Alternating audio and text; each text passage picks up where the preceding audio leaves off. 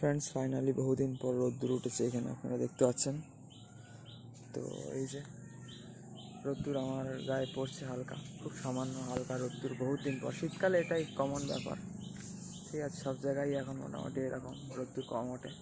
তো যখন ওঠে দারুণ লাগে, মানে এমন লাগে যেন কতদিন পর কিছু মূল্যবান জিনিস পেলাম, তাই না।